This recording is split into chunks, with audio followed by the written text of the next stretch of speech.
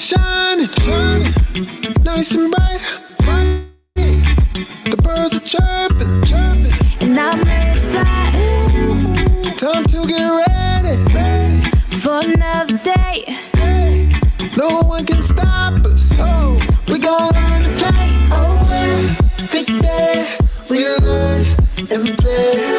We do our best, so we'll be great. You do your best, best, and I do mine. So let's get ready, cause it's about that time. Good morning, morning, you. Good morning, how do you do? Good morning, time to be great. Good morning, good morning, your best and play. Good morning, so start today. Good morning, open your eyes. Good morning, reach for the sky. Good morning, morning, morning, morning to you. Good morning, morning, morning, morning, how do you do? Good morning, morning, morning, morning, morning to you. Good morning, morning, morning, morning, how do you do? Good morning, Rolling Out AM. I'm joined by what? First Lady of Rolling Out AM. Give them a shout out, Cassidy in the city. Good morning. What's up, y'all? Top left-hand corner with the Batman mask up. It is Romeo International. Good morning, everybody. How y'all doing this Monday? And check it in. It is the first King James. How are you? I'm doing pretty good, pretty good. Good and on fire, of course. It is Amir Shaw. Good, what's good, what's good, what's good this morning? Let's turn it up. It's another week. Let's get it together. Yeah, it's going up, that's for sure. They definitely have done that. How'd you spend your weekend, Cassidy? It was a cool weekend, you know, just pretty chill, not too much going on. Oh no, it was front and center. The bombs went off.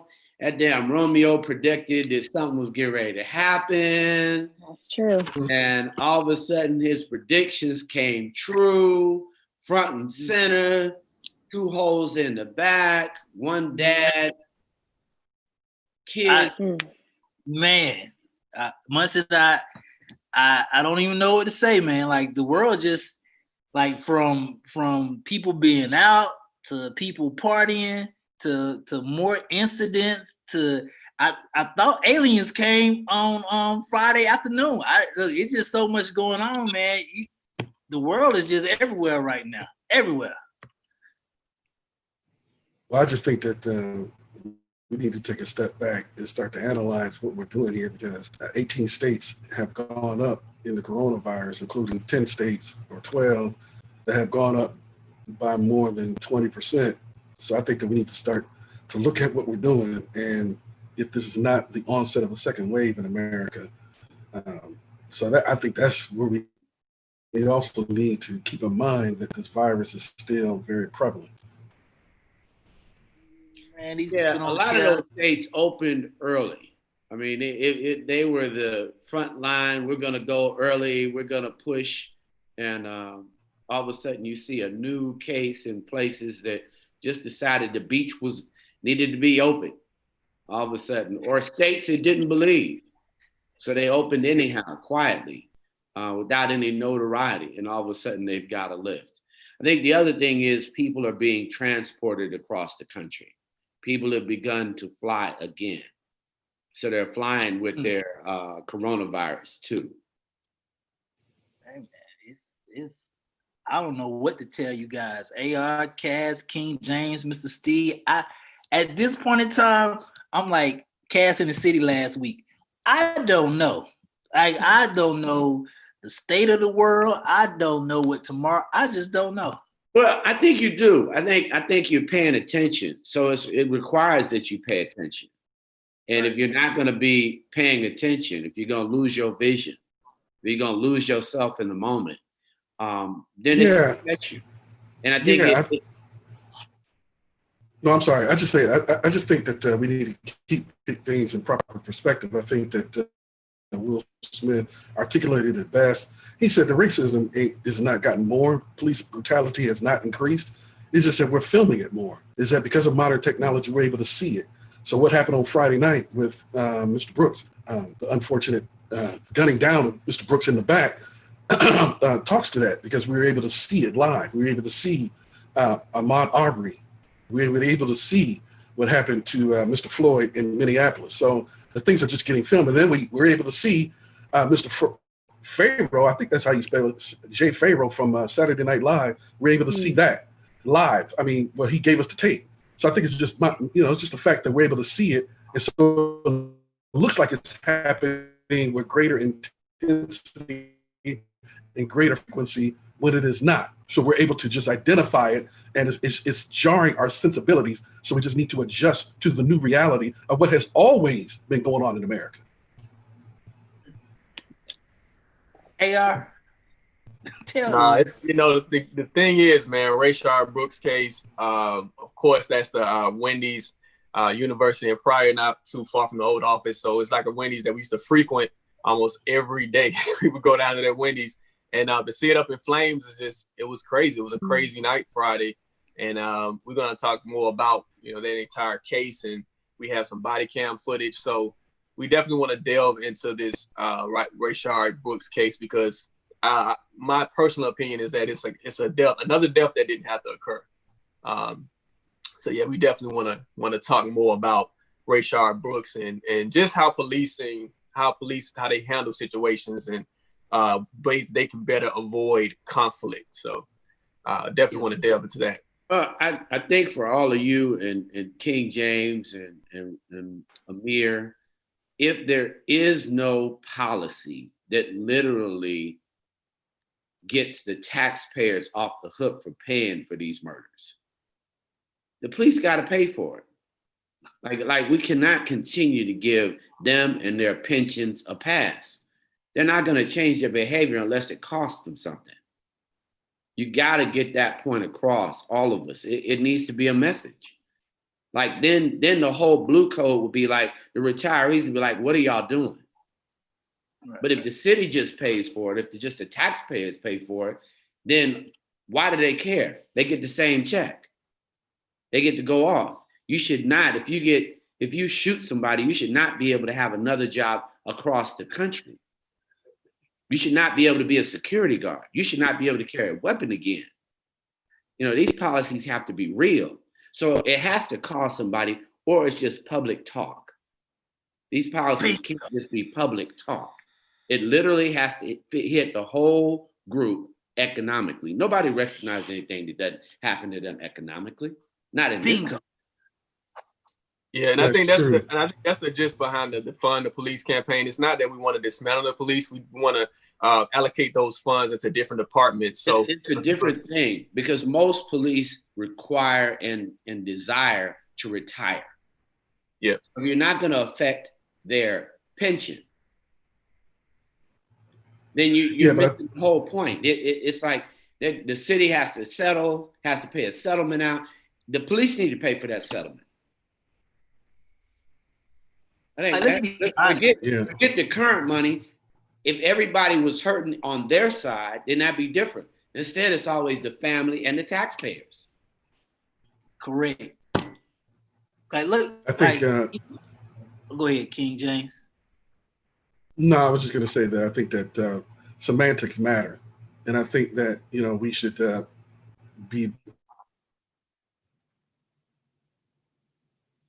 we would be better served if they use the right language, inflammatory words that are easily exploited by someone who's opportunistic on the other side, who doesn't want to see justice or see things change, and they're able to take the victim's stance as the police are doing. Oh, we're viewed as animals now, and the Republicans or that person on Pennsylvania Avenue is able to say, look at that, they're trying to take away our police department. So I think that as we begin to discuss the reforms, which it should be called reforms or revitalization, and not defunding or dismantling, those are just very inflammatory words that doesn't really, those are ambiguous terms that could be subject to multiple interpretations. So I think we just need to be mindful of that, I believe. Let me and, Yeah, and let me yeah. and let me tell you why. Go ahead, Roland. Let me tell you why I'm gonna ride with Munson on this one. This is why I'm gonna ride, because they don't think, and he's right. They don't feel like there's gonna be a immediate effect after what they have done. And I'm glad y'all gonna talk about it later. But I watched that video, and I watched that video to the end, and I watched the officer be questioned. Hey, what happened? And he said it with the most calm voice possible. Oh, the assailant did this and blah blah blah, rah rah rah. And the first thing out that man's mouth was, "Are you okay? You talking about the police officer that's alive? Is he okay? Or we talking about the dude with 2 bullets in his back?" Munson's right. There's no immediate economic effect to what they do, so they feel comfortable going home. I guarantee you he felt comfortable going. I guarantee you he went home and went to sleep. Who want to take that? Well, no, that's what it is. Police officers have an immunity that isn't afforded to citizens. So if they shoot someone, they do get a chance to go home. They do get a chance to have a review. They're not charged or even arrested on the scene. So they have rights that the average citizen it's not afforded to the average citizen. Yeah, they're the only ones that have a presumption of innocence, which is antithetical to what African Americans have. We're presumed guilty before, and then we have to prove and spend a lot of money and time and our reputation proving our innocence. We're guilty. So yeah, that's a problem as well. So you're right, Amir.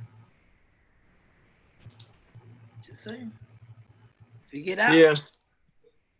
Nah, so it's something that we have to really tackle, man. We really want to tackle this case. We have Nancy Flace Johnson from Urban League, Greater Atlanta, who's going to be talking about the Rayshard Brooks case. There's a lot of protests going on down at the Wendy's on University and Pryor. There's going to be some more marches and protests today in the city of Atlanta. So we definitely want to keep you guys, tuned in on what's happening on the streets of Atlanta while people are reacting to the Rayshard Brooks case. Right. GJ Romeo. A lot of marches. Got a guest here. I'm with you. I just think the longer we don't deal with the economic side, and it's not about just reform. It is literally who's going to pay the price, because the city is going to get charged. They're going to have a suit. That's automatic, and the citizens shouldn't have to pay every time. Taxpayers. Right. That's what I mean. The taxpayers. It shouldn't be us. Not when you're wrong. Well, we got a great guest this morning, man. This gentleman right here, man, my partner, good guy. You know, he okay on the ones and twos. He all right, you know. DJ Mohawk is in the building, man. Atlanta Hawks official DJ. Mohawk, good morning, man. Good morning. How's everybody doing? Good. Man, don't give me the radio voice, man. Come on, I need you to wake up. But now, see, the thing about it is, actually, my Zoom calls take place right here at the DJ booth. So microphone, everything. So you're going to get a DJ sound right now. Oh, okay. Introduce yourself to the family, man. Okay, yeah. As you were saying, I am DJ Mohawk, previously DJ Tickle Me Mo. I am with the Atlanta Hawks and the College Park Skyhawks, our G League team over in College Park.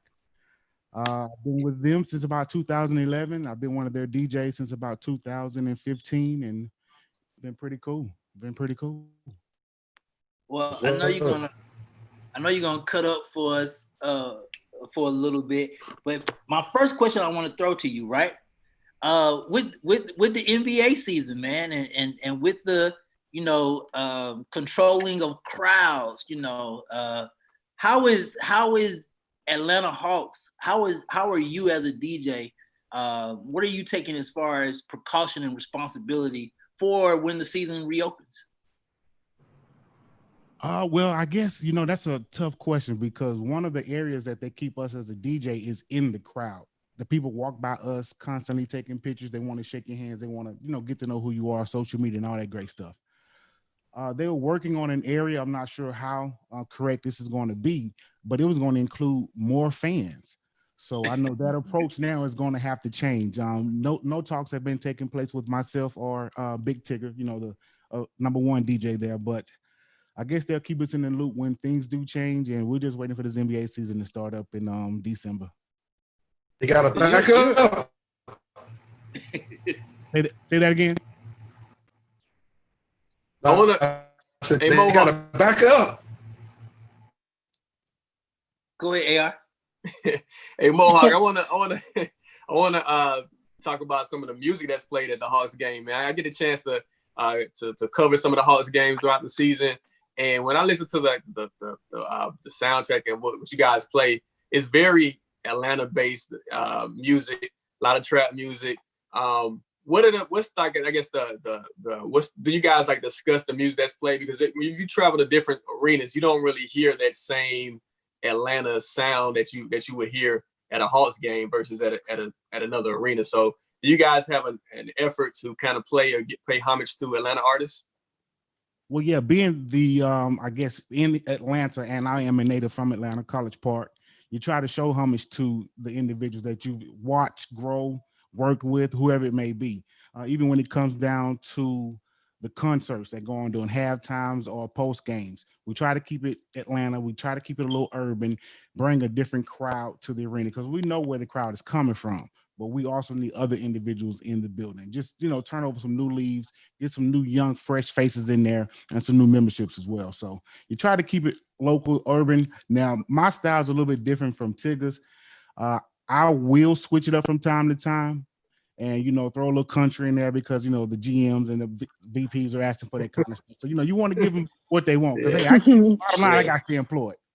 But you want to keep it urban, and the best time I find to do that is especially doing gameplay. When they go up and down the court, we can run some instrumentals. Give them the stuff that people know. They're like, oh yeah, we can rock with this one. Then you come hard when the timeout comes. So, but yeah, the main thing is get some homage back to the city, show Atlanta some love. I do know one of the things that I respect about you that and this is no shade to other DJs, but what separates like you, myself, Tig, and a couple of other people is that you're a universal DJ, right? No matter what the crowd is, like we good. Like no matter what the crowd is, we're good. How do you feel about the music that's being put out today? Lil Baby just released a new single that's been killing this weekend, but it caught everybody left field because it's more conscious. What do you think of that? Do you think there should be more of that right now? Well, I'm gonna give a shout out to him for that because it is a very conscious type of video. Just the lyrics that he came with in this one, totally different from what I'm used to with his style of music. So shout out to him, kudos on that one. When it comes to controversial music, I wouldn't say this was the first time that some people see it as a problem. You go back to NWA days. I'm old school, so I was, fuck the police, and we was running with that kind of music. Now it's a little different, but the conversation should still be the same and directed at certain individuals and how we can actually get some change in America. And before you cut up, man, I got to ask you about Coach Lord Pierce, who's going to actually be speaking today. Are you going to be down at the march? I want to make sure because I know that's going to be a big thing. I know they have a march downtown. Some of the Atlanta Hawks players and the Atlanta Hawks coach will be speaking to protesters. So, just your thoughts on the march and if you'll be present. No, I'm actually doing some work for the Hawks from the office, so that's why I was telling Romeo I will be handling that today between 8:45 up till about 11 or 12 or so.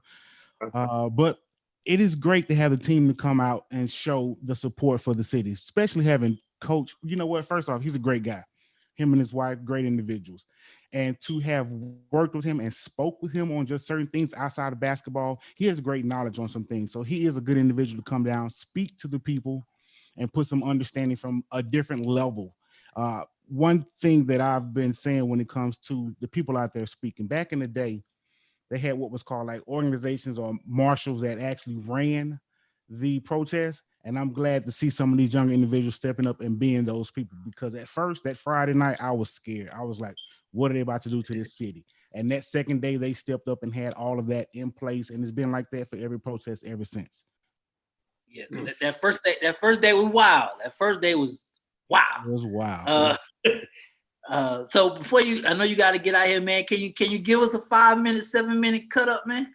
Yeah. Let me do something for you. Yeah, man. It's a Rolling Out AM Wake Up, man. Cass in the City, AR Shaw. Good morning on this Monday. I need you to get Cass in the City up. Now I'm telling you a little secret. Nobody has got her up out her seat yet. No, she done chair dance. She done chair dance the whole AM show. Amir been chair dancing too. I raised my hands. Shine bright like a diamond. Serious sound Shine bright like a DJ. diamond. You're in the mix with DJ Tickle Me Mo. Shine bright like a diamond. Fine light in the beautiful sea. I choose to be happy. You and I, we're like diamonds in the sky. You're a shooting star, I see, a vision of ecstasy. When you hold me, I'm alive. We're like diamonds in the sky. I knew that we'd become one right away. Oh, right away. At first sight, I felt the energy of sun rays. I saw the life inside you. Shine bright tonight. You and I, we're beautiful like diamonds in the sky. Eye to eye, so alive. We're beautiful like diamonds in the sky. Wanna smoke with me? Then turn this mom up 800 degree. Whole team eat chefs cause she's a treat. Oh, she's so bougie, on appetite. I'm a savage, attitude nasty. Talk big, but my bank account match it. Hood, but I'm classy. Rich, but I'm ratchet. Haters kept my name in their mouth, now they gagging. Bougie. He say the way that thing move is a movie. I told that boy we gotta keep it lowly, me the room key. I done bled the block and now it's hot to have the Tunchi. I'm mood and I'm moody. I'm a savage. Classy, bougie, ratchet. Sassy, moody, nasty. Acting stupid, what's happening? What was happening? I'm a savage. Classy, bougie, ratchet. Sassy, moody, nasty. Hacking, stupid, what was happening? Serious sound DJ.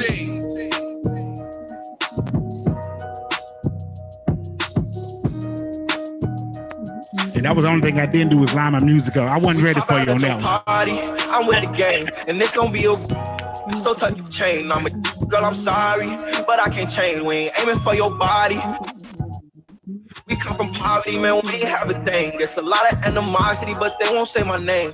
Them Shout out to everybody on Facebook. cause they'll do that job for me while I hop on the plane. She heard I'm a star, now she trying to take her clothes off. They shot with this, say I'm bound to knocking the nose off. Drowsy off that, I'm sipping liquor till I doze off. My homie trapping like it's laundry day, he drop a load off. Police at the bando, hit the back and cut the stove off. Used to hustle packs, but now I'm richer than my old boss. Almost summertime, I'm finna see how much the rolls cost. If I front, they kick it out and make them hoes walk. Running through them hundreds, new blue check, I guess I'm verified. Capping off this extra, I'm rolling like I'm paralyzed. You went out there thugging with them killers, you was terrified. All my pop out in them trenches, we don't never hide. We pop out at your party, I'm with the gang, and it's gonna be a tuck your chain. I'm a girl, I'm sorry, but I can't change. We ain't aiming for your body. We come from poverty, man, we ain't have a thing. There's a lot of animosity, but they won't say my name. Them rock with me, little niggas don't get banged, cause they'll do that job for me while I hop on the plane.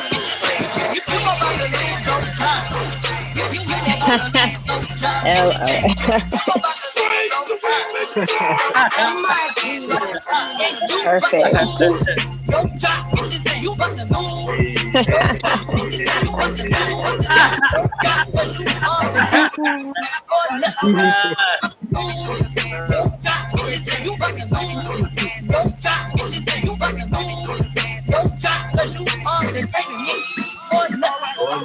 You about to lose your job. Get this thing. You about to lose your job. Get this thing. You about to lose your job. Get this thing. You about to lose your job. You about to lose your job. Get this thing. You about to lose your job. Get this thing. You about to lose your job. Get this thing.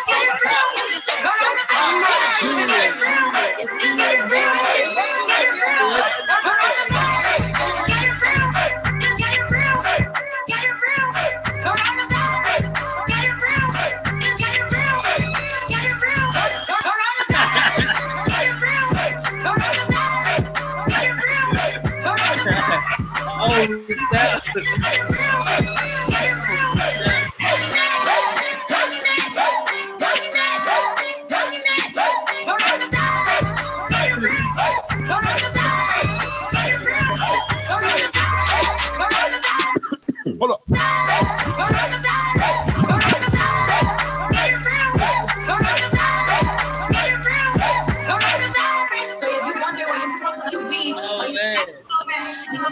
What time DJ Mohawk get the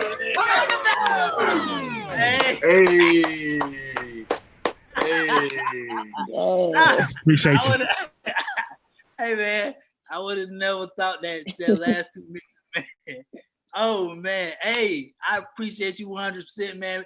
Hey, before you get out of here though, man. Absolutely.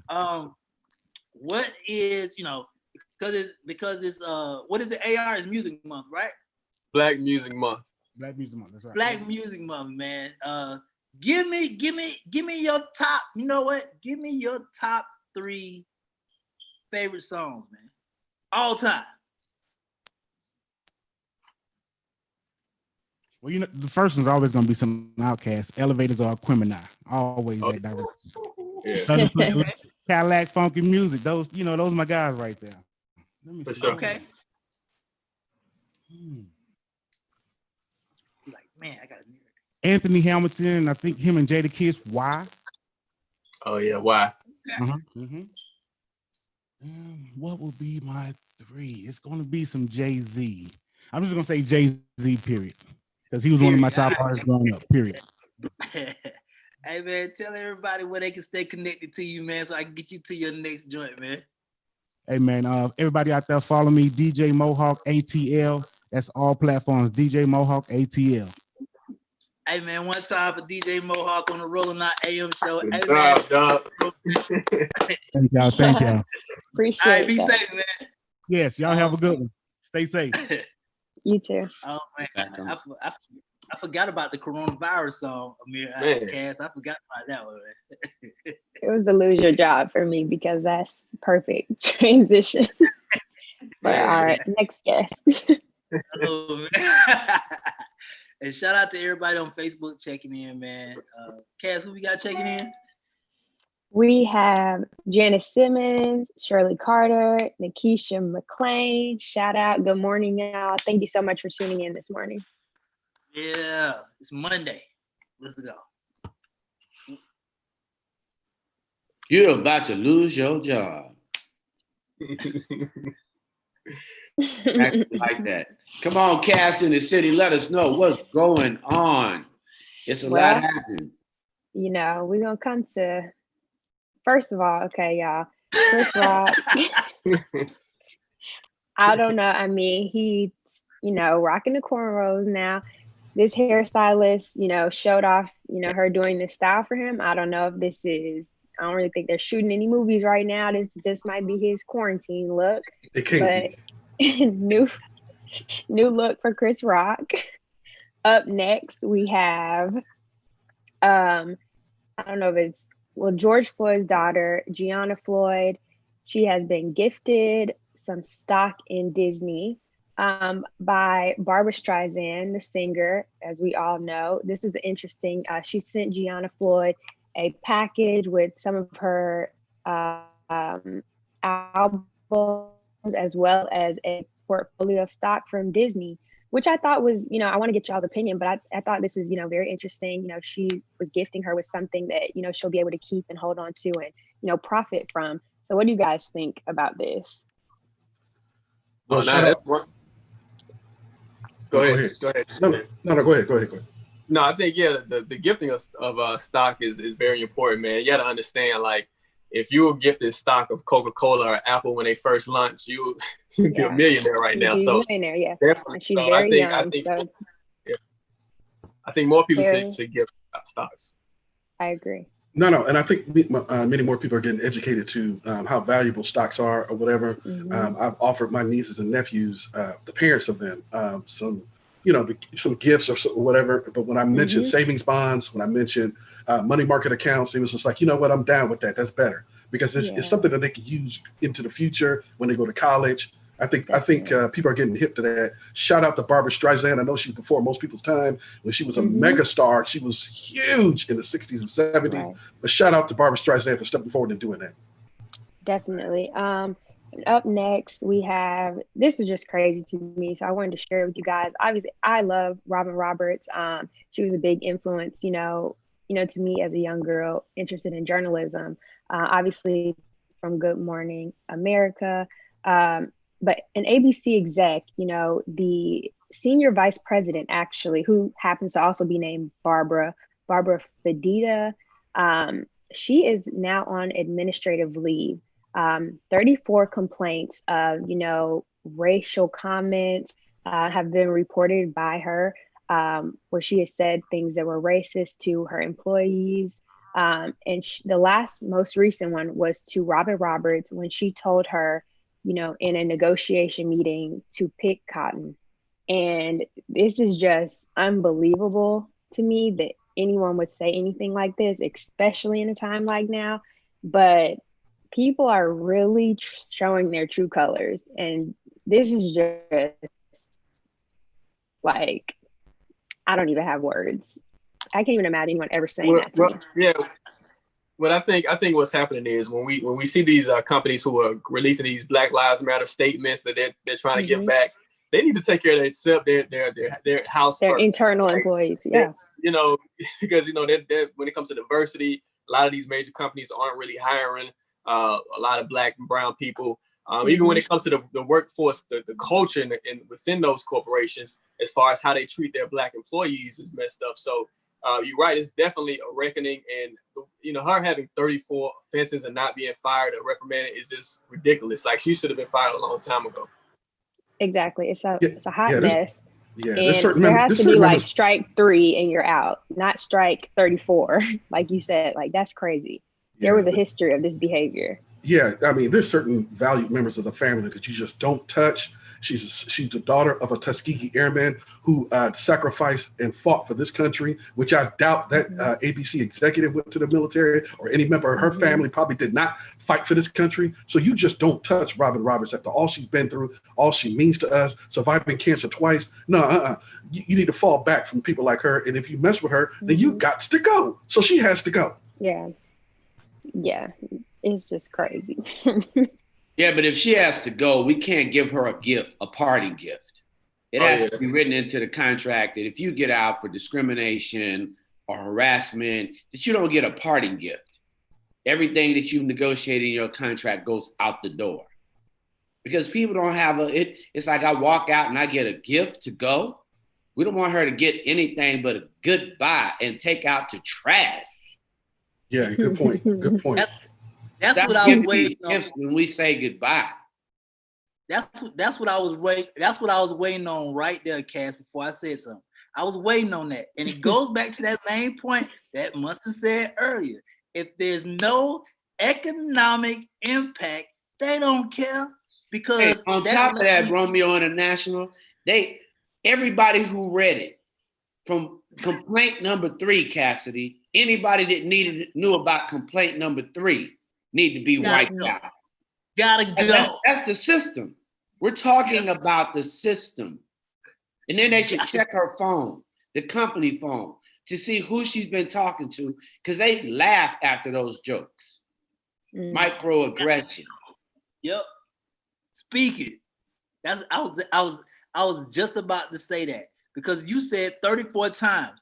That means 34 times there's 34 more people that need to be out the door. Yeah, that's just incredible. Just incredible.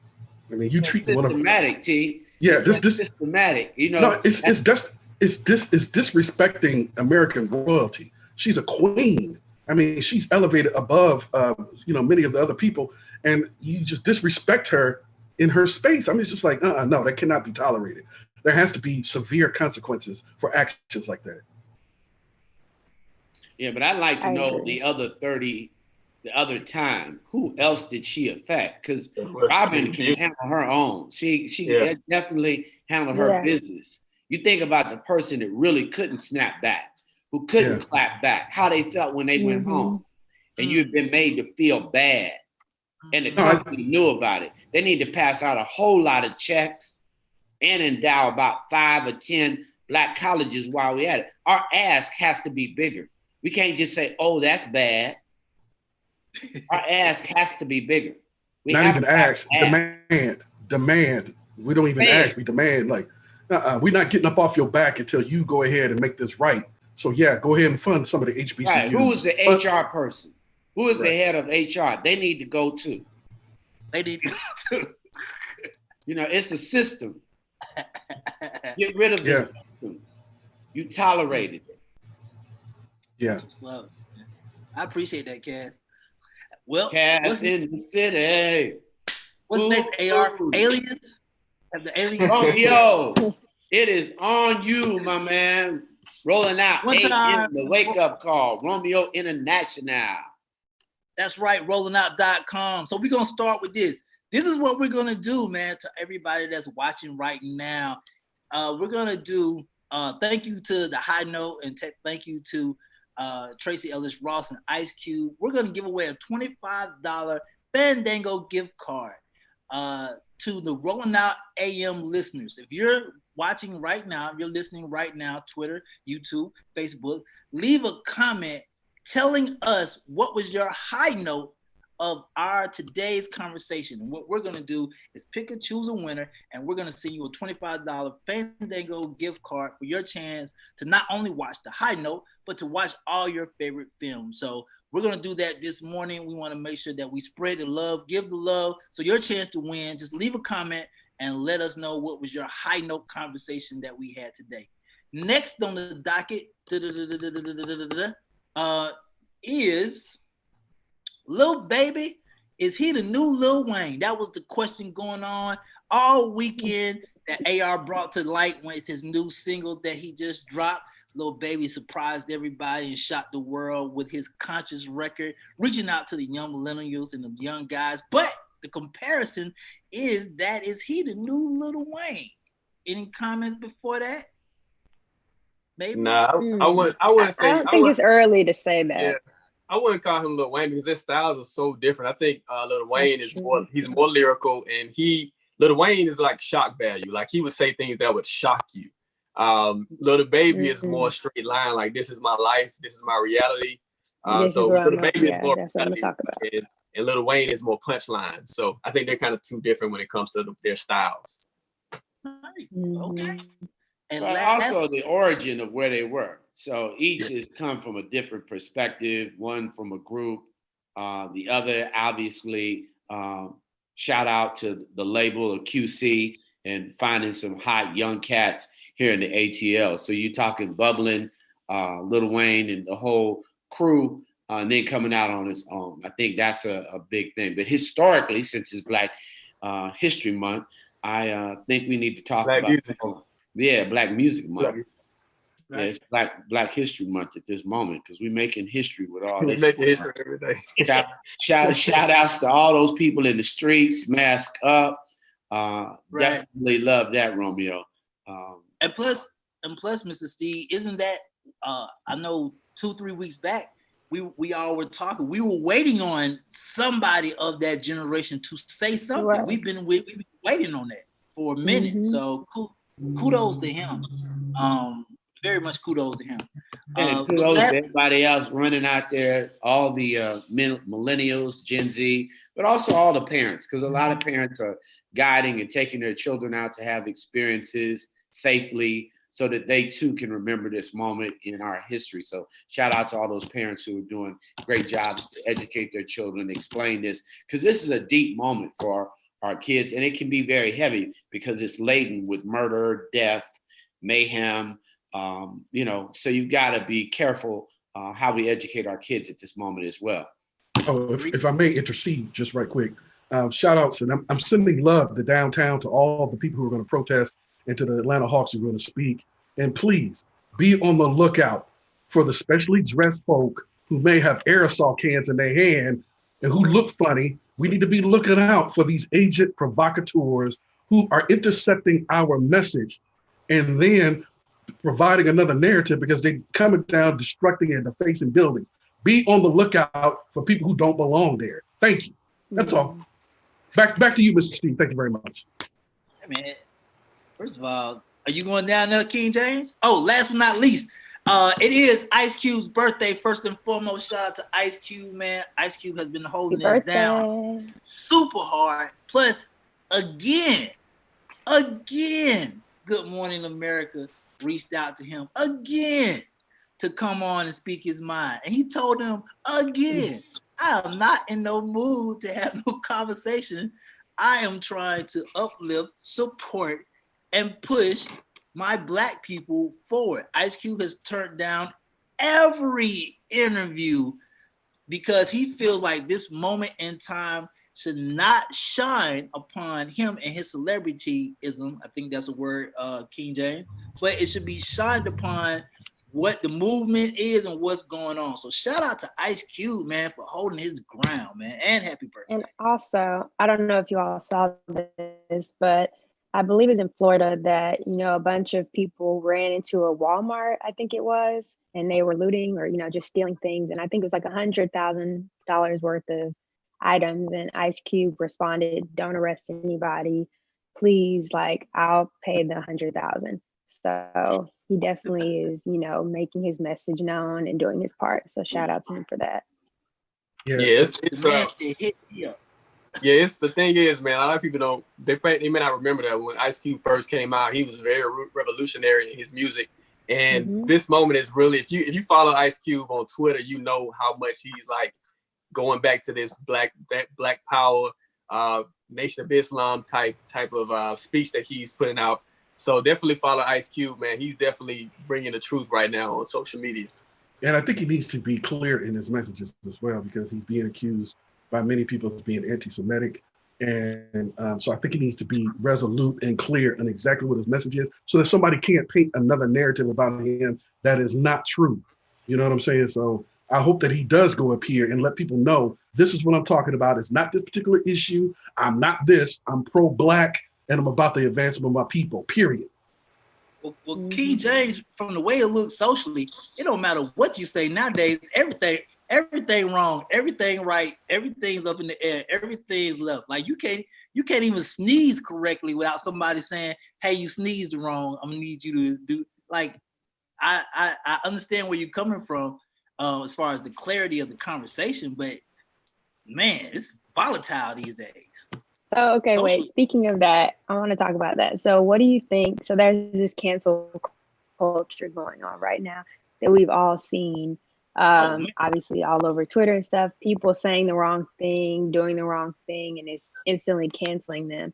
And I think Meek Mill spoke about this and was like, why are we, doing this cancel culture to our own people instead of educating them, influencing them? So what are you guys' thoughts on that? Because we have seen numerous people get canceled, during this time for, statements, because of ignorance or, just because some people need to be canceled. They do. The people who turned in Nat Turner was Black. The people who turned in Gabriel Prosser and Mark Vesey, the slave breakers, they were Black. The people who, some of the people who were infiltrated Malcolm X's organization, Martin Luther King organization, was Black. So some people do need to be canceled, period.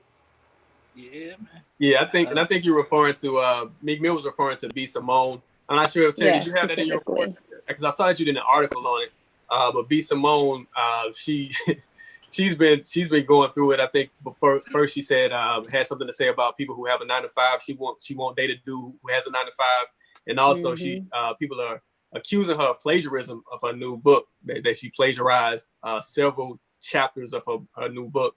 So people are like, they're canceling her. And I think Meek was trying to step up for her. But There's a lot of things that, you know, that she has to kind of confront right now because she's been making the wrong moves. And I think social media is what made her famous. So it's like the thing that made her famous is kind of like, you know, it's kind of backfiring on her. So Terry, could you speak about that? Because I saw that you did an article on B. Simone being canceled. Just give us a little bit more insight on what happened. Yeah, I mean, and I understand to Romeo's point, but I think that these are the times we have to be just a little bit more careful, a little bit more clear. Because of volatile times, people are overly sensitive to the touch. And so what she was saying is that she's not going to date a 9-to-5 man because he can't understand her lifestyle. And it seemed like the people on social media that she was demeaning people who clock in and clock out. So you know what I'm saying? So actually I was about to holler at her, but I'm not gonna holler at her no more because of the fact that, you know, she dissing the 9-to-5 man because I clocks in and I clocks out. So anyway, and then she was talking about backlash. Right, exactly. And then she also said, so it's a succession of missteps. So she also said that she doesn't identify with the angry Black woman, that she leans on the Lord to guide her, which is true. But she maybe perhaps in the future, she could just go ahead and say, I'll lean on the Lord and not make it seem that she's demeaning the Black woman in dismissing her actions of being in the streets as being an angry Black woman. So basically, semantics is important. Timing and semantics, word usage is important. So that's what I'm trying to say. If you're going to say something, say it clearly. We can, if we have time later, I think we should come back to this. We have a guest on right now, DJ Sway, the Remix God. Super excited to talk to him. We actually just heard a little clip from our other DJ Mohawk, early this morning, the Lose Your Job. So we're gonna bring him on. He's here. DJ Sway, you're on mute, and I think you need to turn your video on.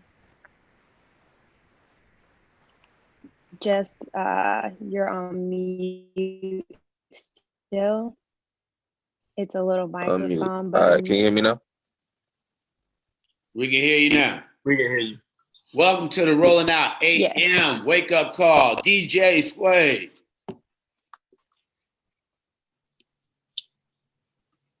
Sway, you may want to move around because you're kind of frozen. So you may want to move to another area.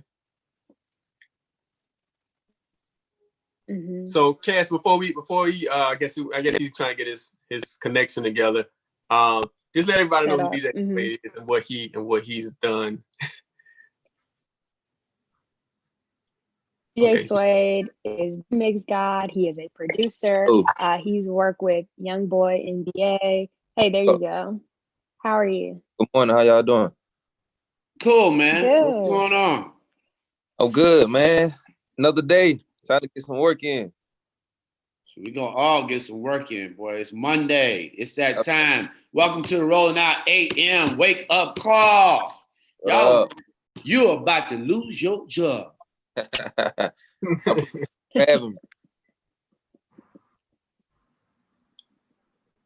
We have the video, so we're going to pull it up real quick, and then we can talk a little bit about Why are you detaining me? You about to lose your job. You about to lose your job. Get this dance. You about to lose your job because you are detaining me for nothing. You about to lose your job. You about to lose your job. Get this dance. You about to lose your job. I'm Martinez. You about to lose your job. Get this dance. You about to lose your job. Get this dance. You about to lose your job because you are detaining me for nothing. You about to lose your job. Get this dance. You about to lose your job. Get this dance. You about to lose your job because you are detaining me for nothing. You about to lose your job. Get this dance. You about to lose your job. Get this dance.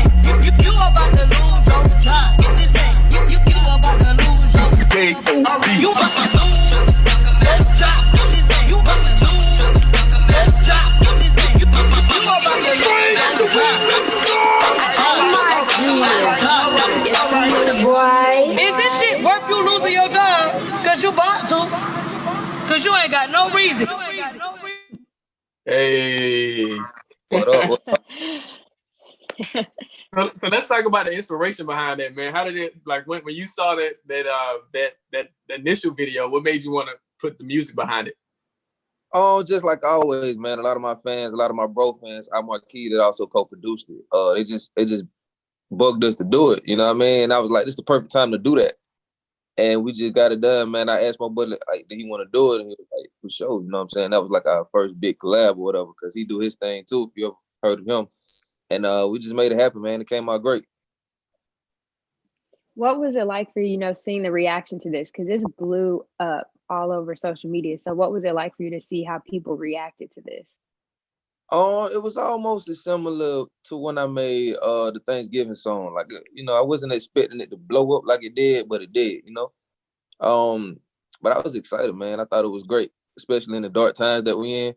Everybody needed to laugh, you know what I mean? So it was dope. Y'all heard it, right? The greens, beans, Thanksgiving. Green beans. Oh yeah, green tomatoes. Potatoes. Yeah, okay. I think that was Shirley Caesar, right? I want to make sure that was the right. Yeah, so okay. For instance, like I didn't think that song was gonna do what it did, and it blew up just like this song. So wow. And you also did. You just recently did something with a friend of the brand, Christian Keys. That's my guy. And it's called it's the Karen. It's the Karen. Karen song. So we've been seeing, these Karens all over, social media, ruining people's lives and wreaking havoc. So tell us a little about, and we have the video that I want to show, but then we can, talk about that. If we have that queued up, we can play it right quick. Please stop harassing us. Please stop harassing us. Karen, please stop harassing us. Please stop harassing us. Please stop harassing us. Leave us alone, Karen. Karen. Go away. Go away. Go away. Karen. Sway, this my shit. Go away. Go away. Karen's gonna Karen. Mind your business. Mind your business. Mind your business. You're over Karening. Yes, Karen. That is the perfect definition of what they're doing. You're over Karening. Just mind your business. No, for sure. They harassing us out here. So what was it like? Did Christian hit you up? How did this happen? Because he's just kind of speaking these words, and did you just put your beat to it? How did this come about? Oh, he reached out. He was like, bro, we need it done, because he had already been harassed by the lady for like a week and a half. And then he just hit me up like, bro, do this. And I did it. That's been my boy for a minute. And we actually got some other songs that we're working on, but we just happen to have to drop that one right now. I think it was a time and a need for it. Definitely relevant. Amir, did you have something? Yeah, I want to talk about the young woman who did the you about to lose your job, who actually said it. She was dealing with homelessness and some mental health issues before, and now this is kind of revitalized and kind of, I guess, giving her more inspiration in life. Have you got a chance to speak with her and seeing, I guess, her transformation, how this is like pretty much inspired her and kind of changed her life right now? Have you got a chance to reach out to her? Yeah, man. We just did an interview with Pitchfork together, me, her, and her sister, and our Marquise, and we had a great talk. And she was just sharing with me and Keys about how, we motivated her to just, because she said if this song hadn't blew up and how, everything wouldn't blow up like it did, she'll be still in the streets. So, it's beautiful how, music will kind of change people's lives sometimes. So that was inspiring for me as well.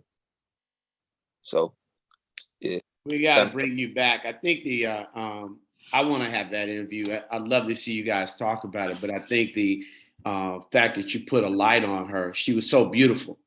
Yeah, I mean, absolutely. The thing that our community, that I thought was that you put a love on somebody that for some, she might have been too black. For some, she might have been too heavy. For some, they may have never understood that circumstance, but you brought the love of music and the love of who she was and laid it on her and just made her beautiful.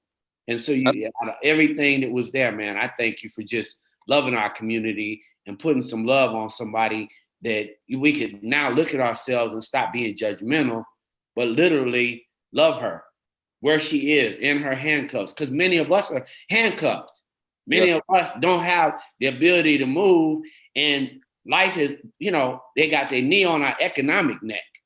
And all of a sudden you put a light on her and just made her a queen. No matter what somebody thinks, she's still a queen in your video, in your remix. You put so much love on her, she just shines bright and beautiful and black.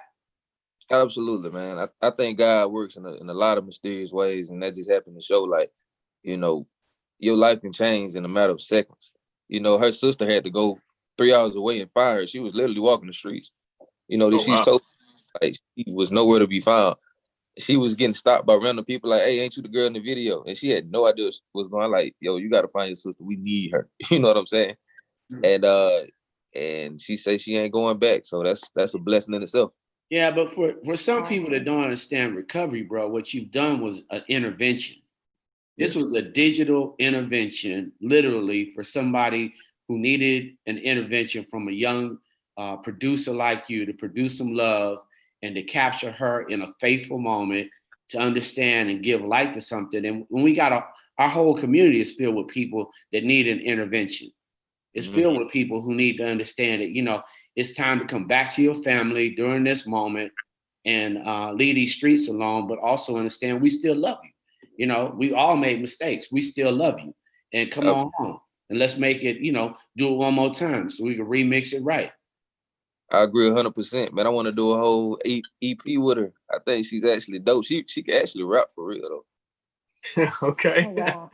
Okay. So we can expect that, y'all. We got to bring her back for the Rolling Out AM show. I'd love to hear it. I love family intervention. I think for all of those members of our family at this moment in a pandemic, we got to get our people out of the streets. There are a lot of people in the streets. She is just one bright star that, thanks to you, DJ Sway, for bringing her sister, for understanding, because we all got to find new love compartments to actually expand at this moment. You know, be forgiving, be loving, because all we got is each other, and that's the whole Black community.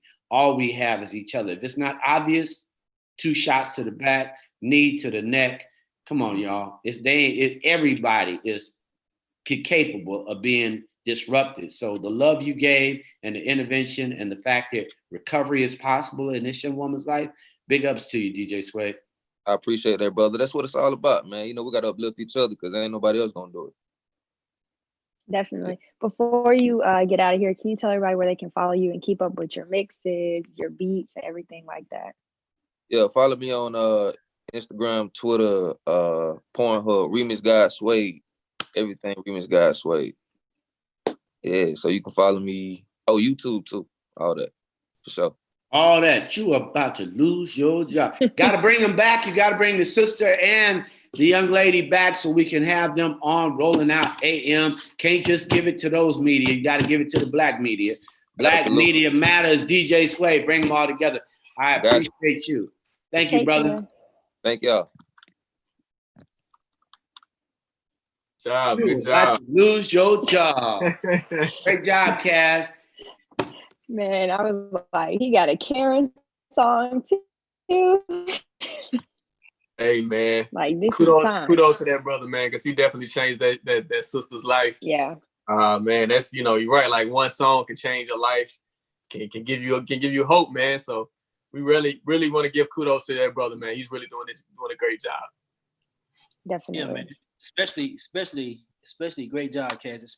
Especially the fact that the song not only got her off the streets, but helped her family find her. Like, the cascade of it all was just, you know, there is some light still in this world. I'm still waiting on the aliens, though.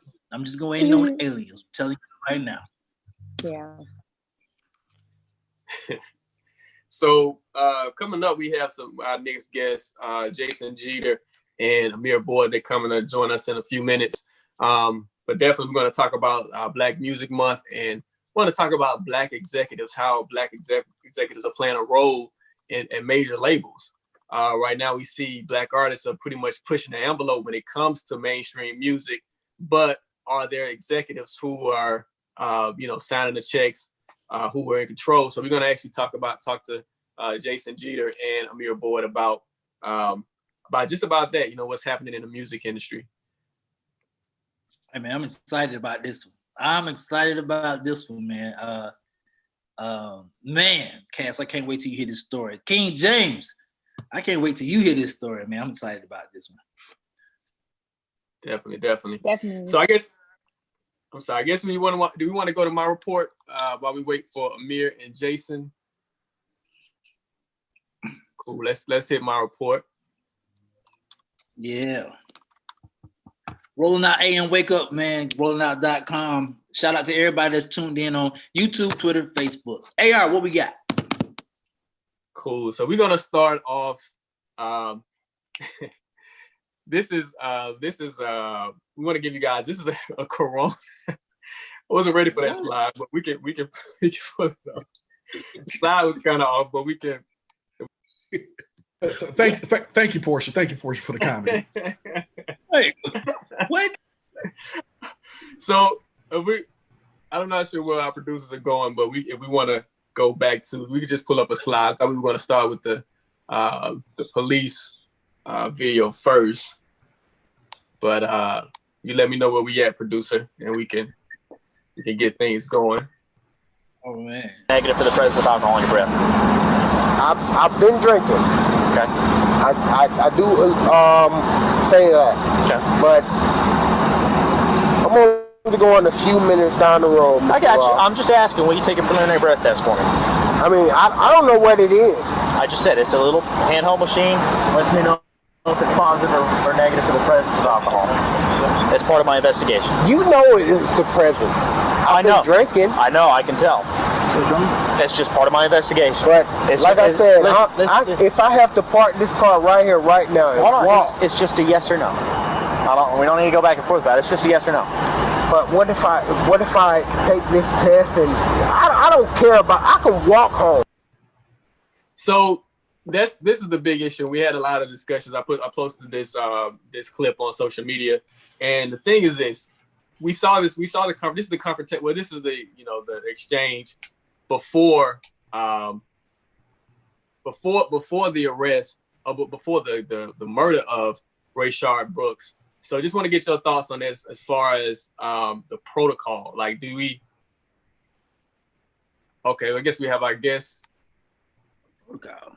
What protocol? There was okay, a protocol. So we're gonna talk about this. We're gonna talk about this a little later. But I want to get your thoughts on the protocol. What happened as far as before Rayshard Brooks was shot in the back, and what the officer should have done. So we're gonna go back to that. But our guest is here now, so we want to bring on our guests. Jason Jeter and Amir Boyd. Protocol? You saw a protocol? I didn't see a protocol. You saw a protocol? King James? Cash, you saw? I didn't see one protocol. What's a protocol? Rolling Out AM Wake Up Morning Show, man. Good morning. Hey, man. Hey, man. My brothers. What's good? Hey, man. Good morning, everyone. Morning. That guy right there, man. That guy.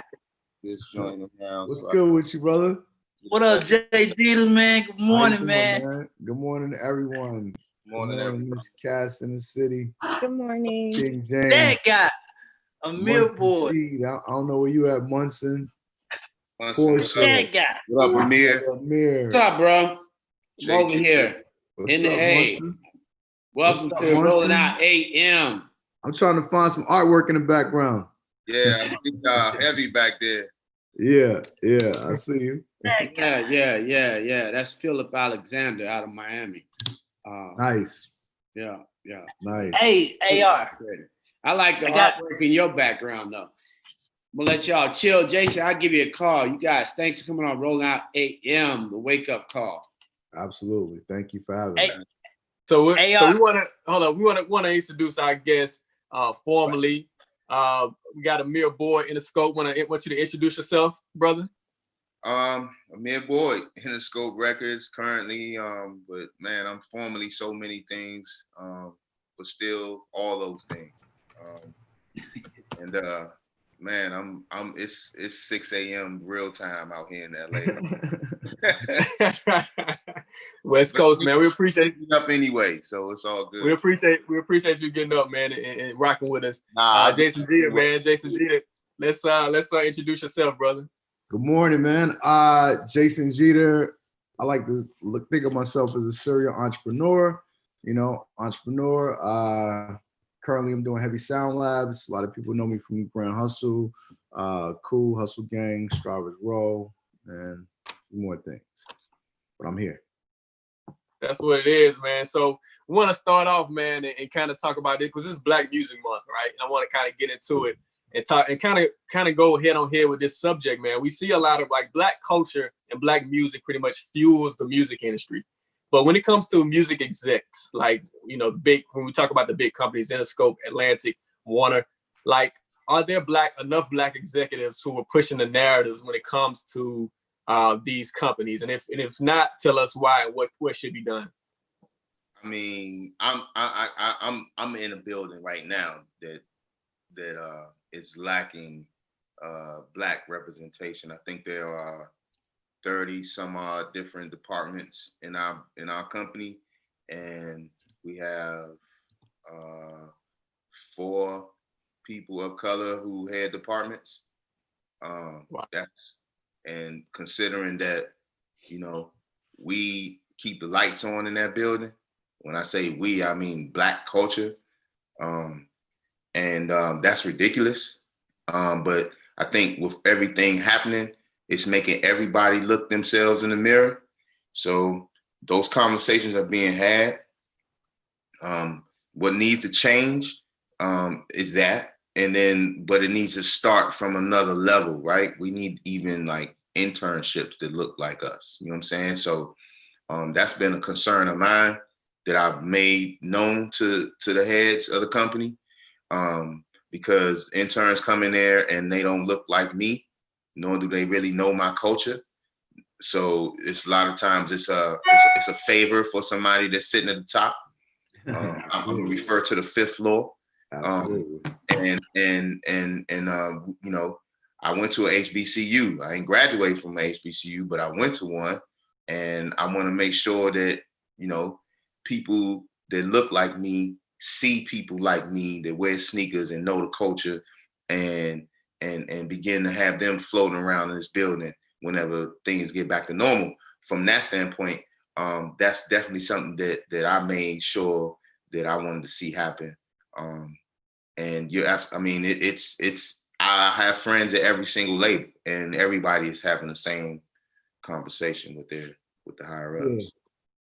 I'll say, just to add to that, I've been, I guess, in the business, I'm sure Amir is, just as long, but practically 20 years now at this point, and I think it really starts from the top, just once again, like Amir pointed out, today, 2020, we know that hip hop is the biggest music form in the world. We know that Black music has been huge forever, but when it comes to chairmen of these record labels, when it comes to people that are running these record labels, that's when it changes up. Amir mentioned, of course, from the top, from chairmen all the way down to interns.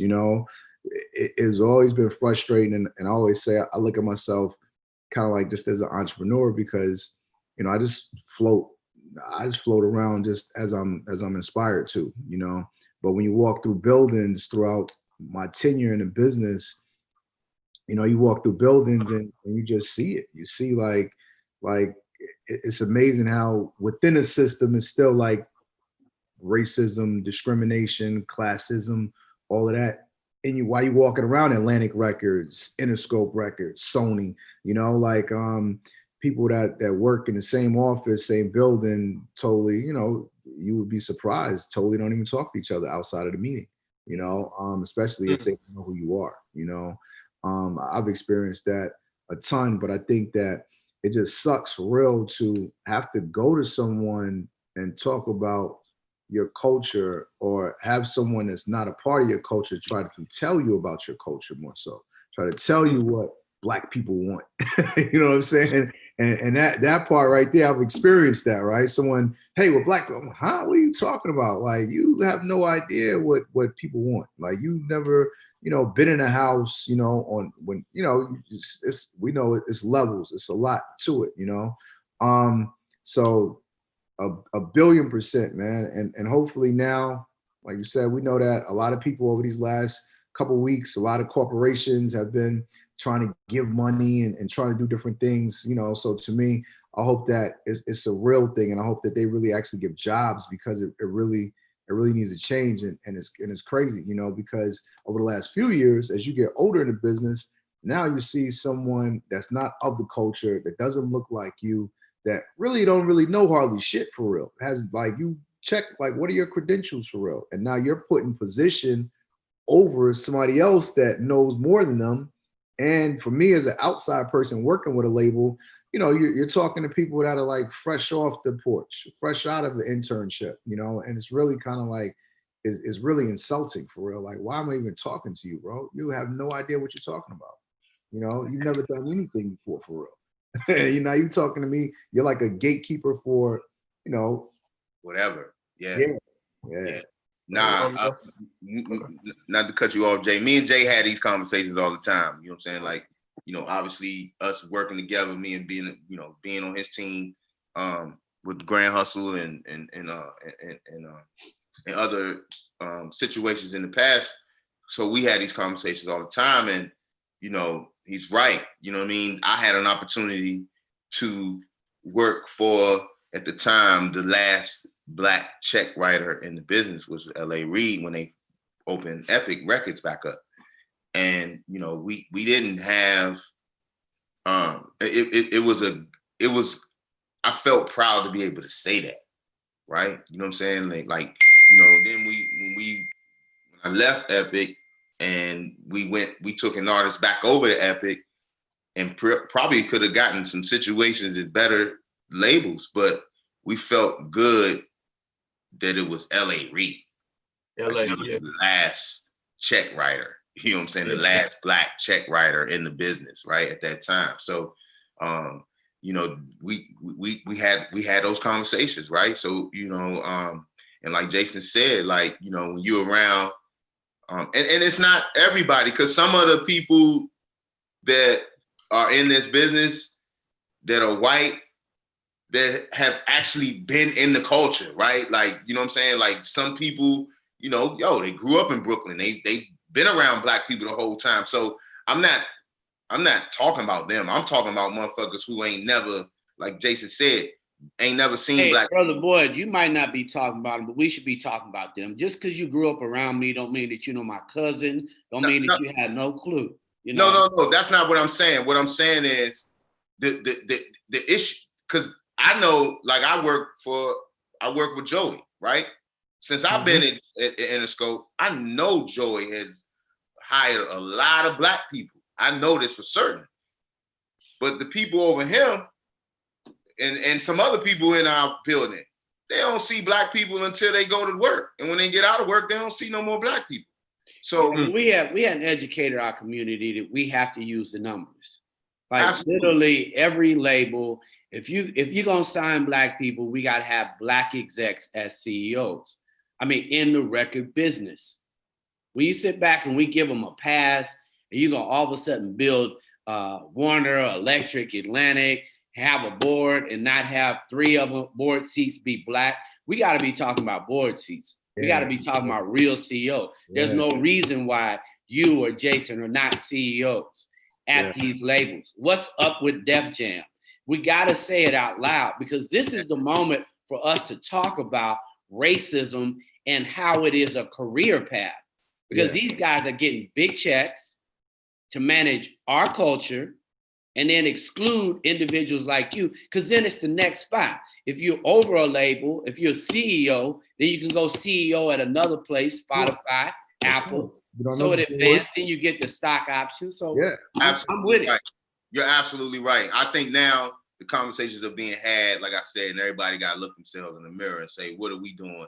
Because like Jason said, you know what I mean? Like, I even told my people, like, yo, throwing money don't fix shit. Like, for real, y'all really got to be about it. Like, you know, we can't just throw money at everything. Like, you really gotta take action now. So I it'll be interesting to see.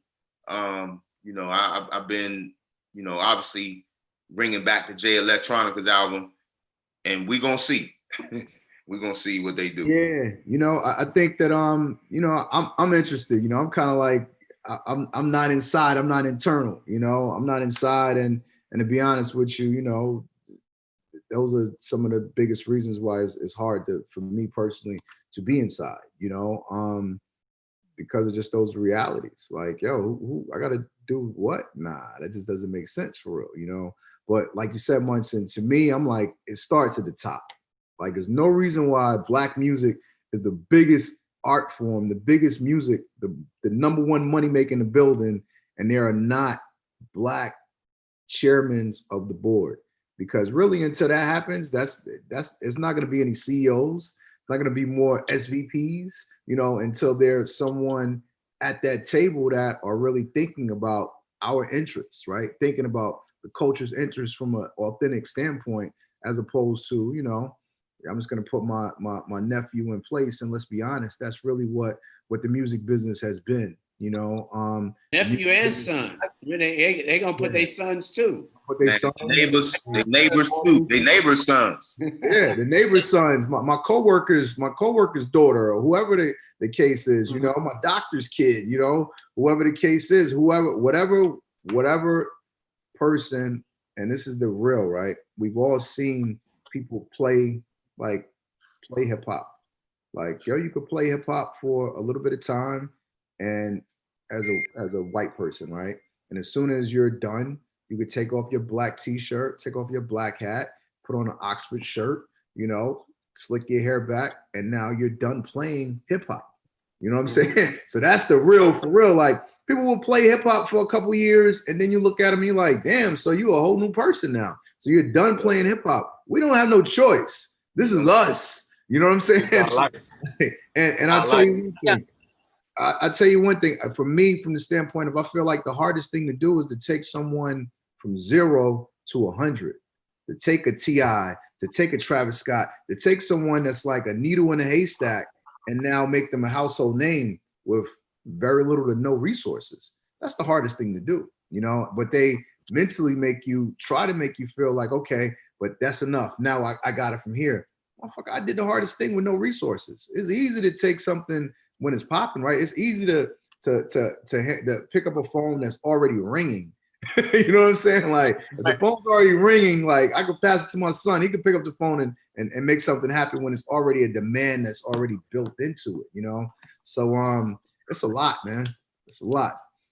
I have to add this point before you guys get out of here. JG, the Munson C, AR, I love this man over there. Amir Boy, I love this man. Did I intern? I'm his first intern. My freshman season is him. I'm a product built from him. And on that product where he says, you know the culture, we used to come into the station and he'll be like, what y'all doing today? I don't know. Get in the van and go hit the streets. And do what? I don't care what you do.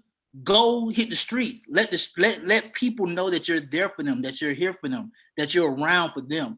And this man right here gave me so much motivation as a young cat, that his whole directive was, as long as you get the work done and as long as people know that you're getting the work done, that's all that matters. And I think it's dope, the fact that the two of you guys still follow that same preset of, taking young cats in that know the culture and build from that. So I just wanted to throw you your flowers, man. Like, I love you, man. Like I'm 20% you. That's right. That's dope. Appreciate that, bro. I mean, me and Jason are brothers, bro. Like, we done been in the trenches together, but it's been an honor to see a lot of the people that I guess say mentored or interns of mine do great things, and I'm proud of you, bro. And you keep doing your thing, bro. You know what I'm saying? Obviously, I got a relationship with everybody here in Munson. I've, been up there with you and Amir. We said the same fucking name, which is crazy every time we see, I'm saying, we stuck to Amir. And people looking at us like, but nonetheless. It's so crazy, man, because people be calling me, they're like, oh, this is the wrong Amir. but all our paths have led us to be where we are. And, you know what I'm saying? Munson, this is an awesome platform. Make sure y'all keep doing this shit, bro. If y'all need me for anything, shout out to Red for connecting this up. She the one that thought this would be a dope idea to have me and Jason on here at the same time.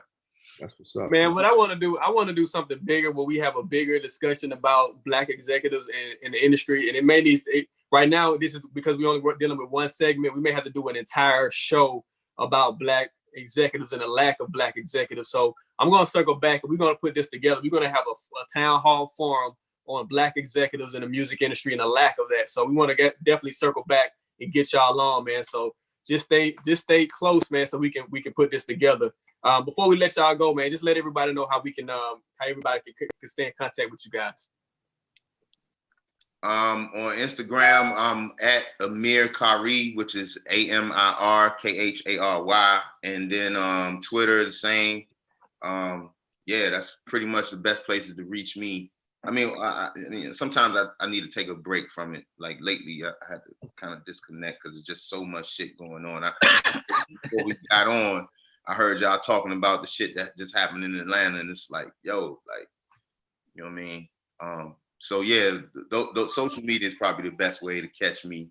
You know. Okay, Jason. Same thing for me. I'm Jason Jeter, GETR, everywhere on Twitter, Instagram, LinkedIn. That's pretty much my places. That's what it is, man. Appreciate you guys for coming on this morning. Again, we're gonna circle back and do a bigger forum because we gotta get to the bottom of this, man, and we definitely need a town hall to further this discussion, man. So appreciate you guys for coming out this morning, man. Absolutely. Thanks for having me, man. All right. Hey, JG. Yes, sir. Hey, man, is that Crystal? Oh, we in trouble. Somebody in trouble. Who? Crystal Jordan. Is that Crystal Jordan? Your mute is on. You gotta turn the mute off. Your mute. All right. Back. I'm good. Okay. Yep. Who in trouble? I ain't do it. That was King James. I don't know what you're talking about. Yeah, I ain't do it. Good morning, Rolling Out family. Good morning, King James over there. What's happening? Cassie. Hey, Cassie. Every time you see Crystal, somebody in trouble. I'm telling y'all. No, we just come to talk about what's going on. It's Monday morning. We need to catch up on everything that's happening on social media and the entertainment space. So good morning to everybody. I'm sure you guys heard this weekend, actually a little bit of last week and this over the weekend, B. Simone, reality star, social media, boss chick, definitely going through it. It started last week with her making some comments about not wanting to date a guy that was 9 to 5. I see Romeo is totally clocked out of this conversation. She made a statement that she would never date a man that worked a 9 to 5, that she needed to have an entrepreneur, and people went crazy. Guys were upset, saying that she was being really narrow-minded. The fact that she just got on herself was kind of hypocritical. So that went bad, and then things went horribly wrong when at the end of the week, people uncovered the fact that the book that she put out on how to get your weight up and be a female millionaire was actually plagiarized from 7 different non-African American content creators. She had taken their content and basically used it verbatim. So Twitter has gone crazy on her. Instagram went crazy. I think she actually has been silent, which is a good thing. But I want to talk about that this morning because so many people were calling me saying she needs a good publicist. She needs a better publicist. And I got to tell you guys, a publicist is not a magician.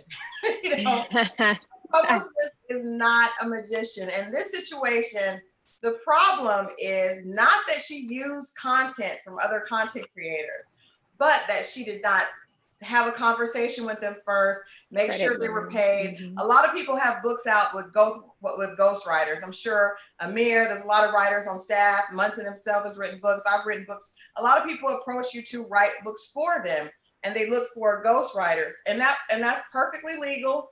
In some cases, you don't even have to let people know that you had a ghostwriter. If that's a part of the agreement, you can write a book for someone, sign over the rights to them, and you pay them for that work. Nothing wrong with that. The problem in this situation is that she took other people's work without letting them know and published it as her own, and then went on Instagram and bragged about the fact that she had sold over 1 million copies. So a publicist at this point is not going to be a great help. What I would suggest as an entertainment publicist is that number one, she needs to get a lawyer. I'm glad that she's not saying anything. People are saying that she needs to get on and talk about it. She needs to get a lawyer first, because these 7 women, and there may be more, so far there's 7 women that can prove that their content has been used verbatim in her book. A lawyer needs to reach out to those content creators on her behalf. After that's taken care of legally, then she would need to bring in a publicist and create a way to basically come clean or find a way to flip this story so that she can, move on to the next thing. But a lawyer is more important. A publicist cannot wave a magic wand and make people, forget about the fact that you stole someone else's work without paying them. So, in the midst of everything else that was going on, I feel really bad for her. Meek Mill did come to her defense and said that, as African Americans, we have to stop canceling each other, which, Romeo, what do you think? I actually agree with Meek. We have to allow each other to make mistakes. No? No, I think there's agree. a line. No, I don't agree. There's a line of what kind of mistake it is. Yeah. I think it depends on the kind of mistake. Some things are like, this is a learning moment. Other things are like, some people really. Some people are in the culture and exploit the culture and benefit from the culture and profit from the culture, but they're anti-culture. So those people definitely need to be canceled immediately. Right. Well, I agree with you. And I think this is not a Candace Owens situation, right? This is not a Candace Owens situation. I think this is a teachable moment. I think, what I got from it is that hard work does not trump, popularity does not trump hard work. I think that B. Simone has a lot of young women that are looking to her and they see her as being someone very popular. She was on VH1 Girls Cruise last summer with Little Kim, Maya, Chili, and a lot of other people. Then she had her own reality series on the Zeus Network. And so she's got a lot of young followers, but I think this is a great moment for young people to understand that, being popular, you still need to do the hard work. Romeo? I have a question. Because we all know, King James know, me and King James know, Twitter is quicker than fire. Very quick. Yes. Twitter is the quickest fire. So my question is, outside of Meek Mills, how come no one from her show has spoken up? Oh, my fault. How come none of her female correspondents have spoken up? Oh, okay. How come there's been no one to her defense that's in her category? Nick Cannon maybe, or somebody? Oh, nobody? Oh, okay. Well, Laura Govan, I don't know where this came from. Laura Govan did speak out, but I don't really like the defense she said. She said, well, Kylie Jenner lied about being a billionaire and she stole you guys, your entire look, from the hair to the booty and all that, and we haven't canceled her. I do think that it was very telling that we realized that whole billionaire story that was in Forbes magazine was a lie about Kylie Jenner. At the very most, a lie, at the very least, embellished quite a bit. But I think, again, this just shows that we need to make sure that young people understand we're proud of their accomplishments. But again, hard work is what gets you to those places. So I personally don't think that we should cancel B. Simone. I do think that this is a teachable moment for her. No, she needs to be spanked and she needs to be humbled. And this is a good learning lesson that you can't be sloppy and that you can't step out of your bounds or step out of your lane and start demeaning other people, because you will get checked. So not canceled, but just checked. Right. I agree. But yeah, you're right, Romeo. Twitter is fast. I think it's y'all are, I think the whole team. I mean, many people have a team. And your team is putting everything together. This is what you need to do next. And you have a team. And that's a team of friends. That's a team of associations. And, for those who haven't had a book out, you might want to pass it to 2 other 3 friends. She definitely doesn't deserve to be canceled. That's ridiculous. I mean, it's a moment of growth. Like, if we want to attack somebody, we got to make it the boardroom. us really thinking about it, how many Black books are in these organizations and businesses? When's the last time you got an e-blast from Apple saying, here are the Black authors from Black-owned independent companies? I mean, we have bigger issues. So if we're going to cancel somebody, are we canceling Apple Books? Like, let's make it about the money, y'all. This young lady made a mistake. Move on. When you sit back, it's easy to judge, but y'all ain't judging Apple, and y'all know, when's the last time Apple News sent something from a Black-owned media company? Let's be honest. Let's be honest about what gets a lot of chatter, but they're robbing our dollars every day. Come on, y'all. We need to help the Black Apple employees introduce us to those individuals, because even they are the ones that can help us. I think we spend too much time trying to cancel somebody in our own community. We just said not cancel.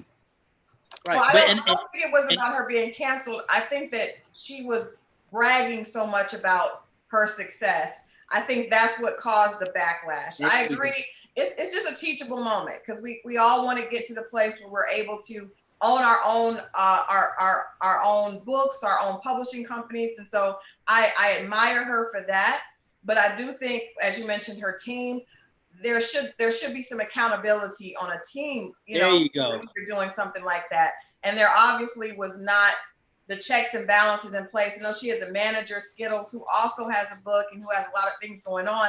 But I think sometimes with our teams, it's important to get professionals and people that have done those things before. So I think this is a teachable moment for all of us to see that it's important. The other point I'm making, Crystal, is when I say team, I'm talking about community. Like when we watch our community do things, I'm not just talking about close management. I'm talking about people, your followers. Yeah. You can't follow me and not help me. You need to help me as I'm moving. You know, to me, that's the issue. You know, you sitting there, we all got to help each other. This ain't a moment right now where we should be spending energy on canceling or being hard on her when a brother just got shot in the back. I'm like, it's a preoccupation. It's social posting poison. They're not diametrically opposed. Just because we're talking about the guy who got shot in the back doesn't mean we don't need to check people who have a vast platform and misuse that platform. They need to be checked, not canceled, checked. Well, I think you check, and then they keep checking, and they keep checking, and then the trolls check. Well, it just came out, and there, I do know that there's African American content creator whose work was stolen as well. So you got to realize there are seven women whose work has been stolen, and B. Simone is going online saying I made $1 million, and these women, you know, it's their work. So there's an issue there, and you know, it is a check. It is a reality check. You know, that's a problem. That is a problem. But you also have to have, before we move on, I have to do this because Munson brought up a great point. So if this is your quote unquote team, right? If this is your team and this is a reality check, somebody should have caught you on the first step that you made when you were out marching and during the coronavirus. Before you made the statement about 9 to 5, before you made the statement about bragging, before you got caught plagiarizing like in King James article. So if it's about team, there's been moments where you yourself, Crystal, or Mr. Steed has said, "Hey, Romeo, watch your step." The first step, not the fifth step. So if they caught her on the fifth step, I'm sorry, that's her fault, and that's her team's fault for not doing their job. So everybody's accountable. Like we said earlier about the 34 people at that place, they're accountable. Everybody accountable at that point in time. I think we have to take accountability, and I think one of the things that I'm concerned about in this time, I think that it's amazing that we're all standing up for what's ours, and we're realizing African American ownership is key. But I also think we have to be accountable when things are out of line. And I think people do need to say, this is not, maybe the focus shouldn't be on, you know, how much money I got, but it should be on making sure I'm doing the work to get to that point. I think that's something that needs that our community, especially young people, but everybody needs to be focused on. So I do think, I agree with Romeo, there's an issue in that you have to be accountable. And just because we're championing African Americans, and it doesn't mean that that's a pass, so that, you know, we're not going to hold each other accountable. Definitely want to definitely circle back. This heated discussion, man. We definitely want to circle back to this topic, but we have a special guest that's joining us right now, Nancy Flakes Johnson, who is the president and CEO of Urban League Greater Urban League Georgia, and we're going to be talking about the Rayshard Brooks case, and she's just going to give her thoughts on the case and what should be done moving forward. Nancy, how's it going? I want you to take yourself off mute. Good morning, everybody. Good morning. Good morning. Good morning. Good morning. Good morning. Thanks for having me. No, thank you for being here. But before we start, I just want to introduce my co-host. Right now, we have Cass in the City. Hey, we Cass. have the first King James. We have Krista Jordan and Shannon PR. How's it? Want to introduce all my teammates. Before we get started, I want you to introduce yourself before we get into this discussion. Okay, my name is Nancy Flake Johnson, and I'm the president and CEO of the Urban League of Greater Atlanta. I was appointed almost 12 years ago, started July 1st, 2008, and I'm honored to serve in this role. Do you guys know about the Urban League? I absolutely do. Been a member of the Urban League before I moved to Atlanta, and I love the fact that this, even though this is the reason is not great, but I do appreciate the fact that the Urban League, the NAACP, are all organizations that we're looking to for leadership right now. And they should have been involved in this conversation the entire time. Oh yeah, we've been involved in conversation the whole time. I can tell you that. In fact, the NAACP march is going on as we speak down at the state capitol. I'm still sheltering, but we've worked closely throughout this process. So I agree. I mean, it's a time where all of us have to stand up for our community. I want to let's go back to the initial night when Rayshard Brooks was shot. Can you describe, I guess, your feelings on the actual incident and what you saw and your immediate reaction? My immediate reaction is he should be alive today. You know, at the end of the day, this gentleman was in his car sleeping. It should have been a wellness check, really. This man was not, you know, people, I guess, had been knocking on his window. He was parked in a way that one would be concerned, right? Because you're in the drive-through, you're not moving. And so to me, I'm not clear how it escalates from a checking on you, what appeared to be a relaxed conversation. But I think the whole triggering of what did he do to warrant being arrested? That's really the key question.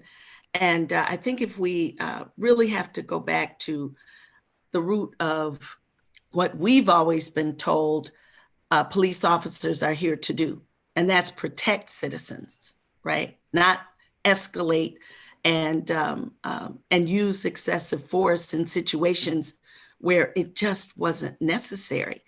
I also, you know, obviously he did resist arrest, but the fact that he was shot while he was running away it's just disturbing, and it's happened time and time again. There is no imminent threat if someone is running away. So what? He runs away. His car is there. They know who he is. It's very easy to see, really, he was in distress. The way he responded to questions, to me, I would have called an ambulance for him. That's where I'd like the heart of our police officers to be, in a protection mode, a protection training and mindset. Crystal? I want to ask a question, and Ms. Johnson, I agree with you in the fact that he was running away did not pose an imminent threat. However, from the information I received, and I think Amir and I were talking about this yesterday on social, if a person is driving under the influence, right, and they are they are drunk. We do know that does present a danger if they're back on the road. I know a lot of people saying that he should have been able to just walk to his sister's house or things like that. Definitely not saying that. I'm trying to figure out how we can hold each other. Say, okay, well, we can't be driving under the influence, right? But there needs to be a way to handle situations like this. Letting him go, taking him to the hospital. Anyone who's driving under the influence, that's not something that we know police officers to do.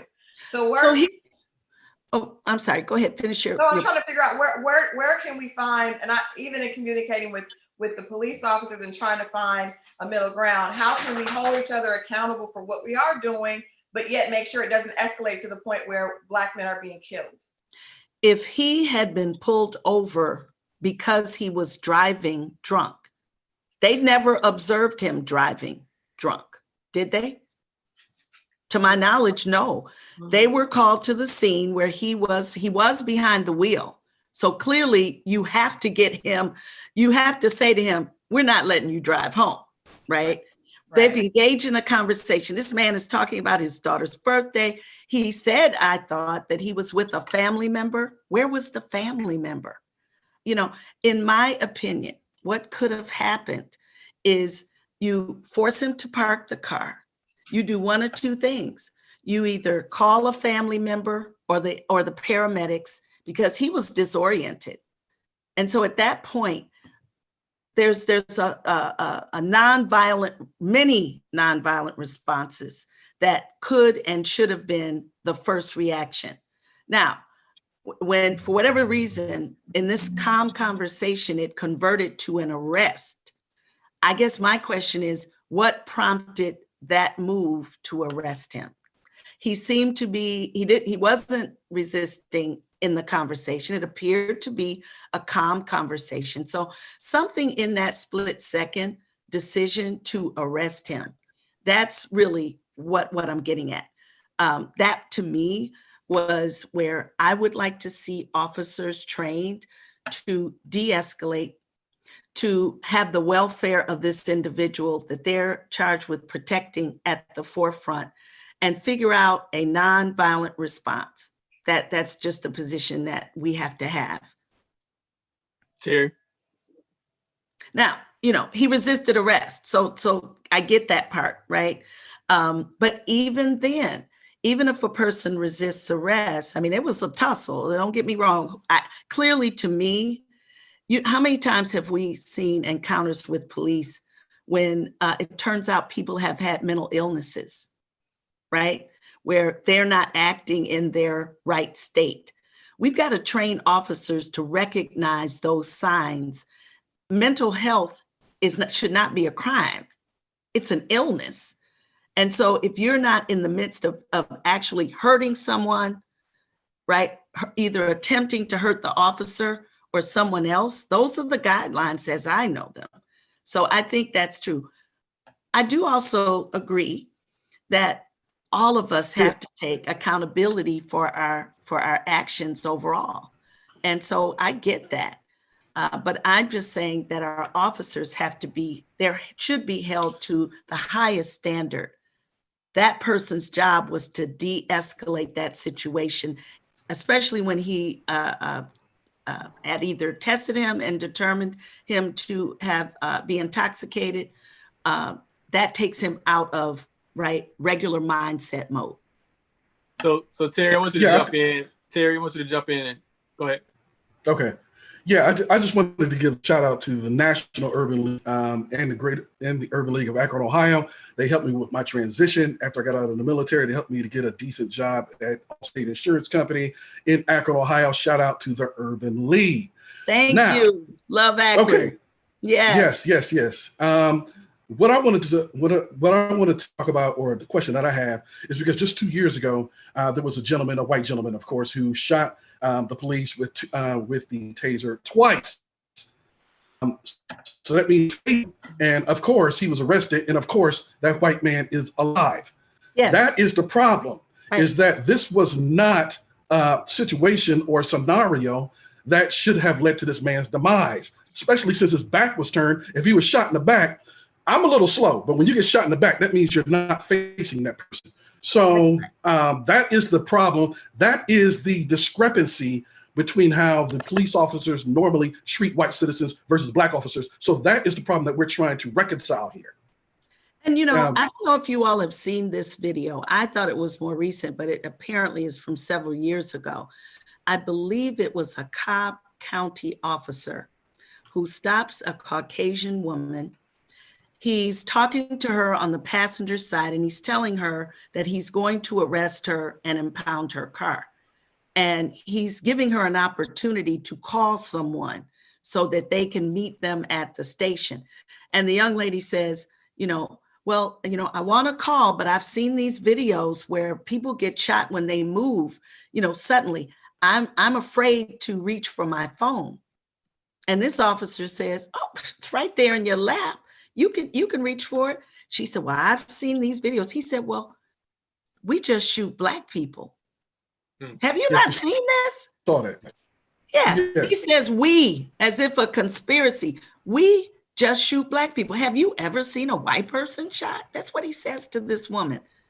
Now, there's certainly video that follows that shows the chief of that unit firing this man, but that is apparently the unspoken code that is prevalent in this country. And then, let's face it, the whole foundational infrastructure of law enforcement in this country really emanated from our 400 years ago when Black people were brought here as slave labor to protect white citizens' property, and we were considered property, and to deter slaves from insurrecting.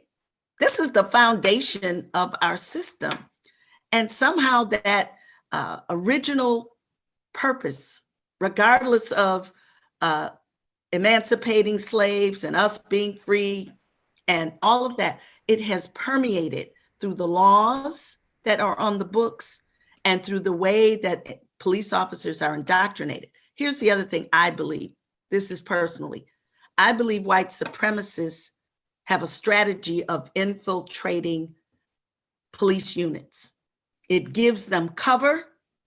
It puts guns in their hands and the law on their side in many cases. So this week, I want you to know that the Georgia Legislative Black Caucus, whom we're working very closely with as well, has introduced a bill to repeal the citizen's arrest law. This is the law that the father and son who really chased and murdered Ahmaud Arbery are using as a defense. Did you know that? Wow. There are laws on the books that basically say it's okay to do these things. So we have to not only look at our police, law enforcement units and really look at them bottom up.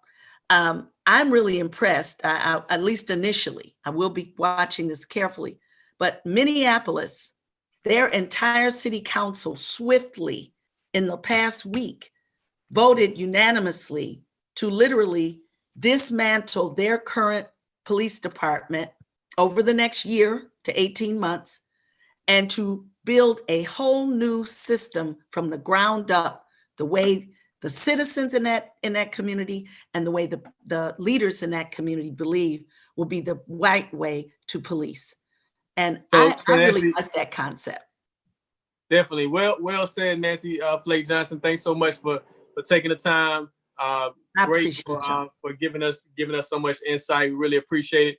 But definitely, we want to circle back and definitely have this conversation, because it's not going to end anytime soon. So we really appreciate you for taking the time to come on today. Thank you so much. We're going to be in this for the long haul. We've adopted this as a priority. Thank you for having me. Thank you.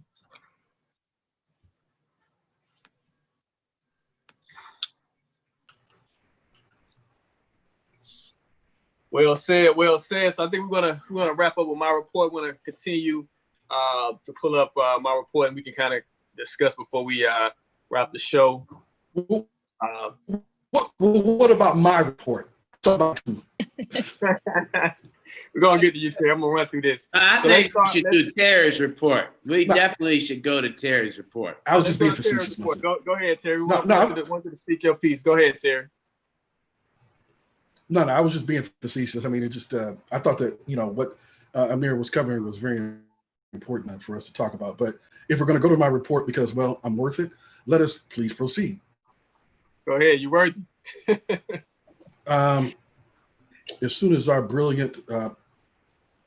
Okay, so I'm glad that celebrities are now speaking up, and Beyonce is one of them. And I'm glad that she's speaking up about Breonna Taylor because she has been buried under layers of other scenarios that are going on in the country, and to where she become a forgotten one. Shout out Beyonce for actually demanding that the Louisville DA prosecute the Breonna Taylor's killers. They have not been arrested. We don't even know if they're under investigation. We don't know the status of the investigation. And the fact that they turned in a police report about Breonna Taylor after her death that was empty. How is that possible? If I was a cop in the military, and just being in the military, the paperwork that we had to fill out for every scenario was ridiculous. So how in the heck can they turn in a report that's empty? Thank you, Beyonce, for speaking up. Hopefully we'll get some answers. Next.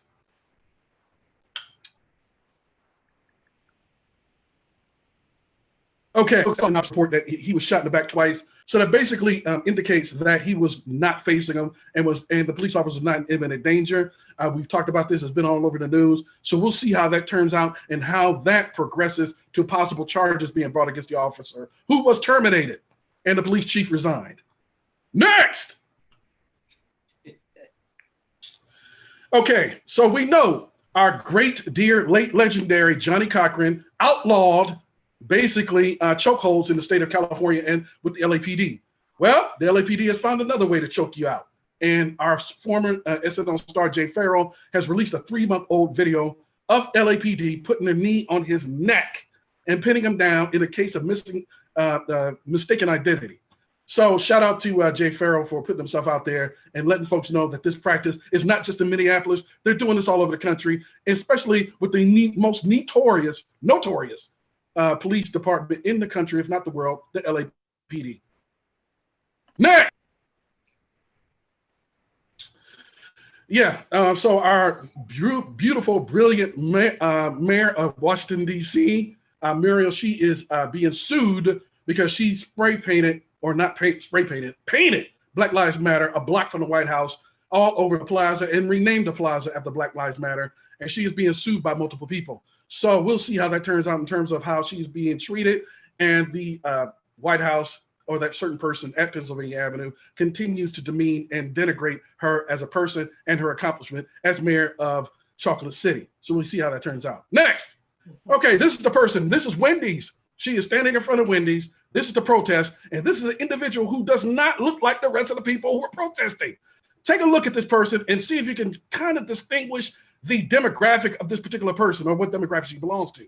She does not appear to be Black, and the Atlanta PD are looking for her to try to, this particular person, they don't know if it's male or female.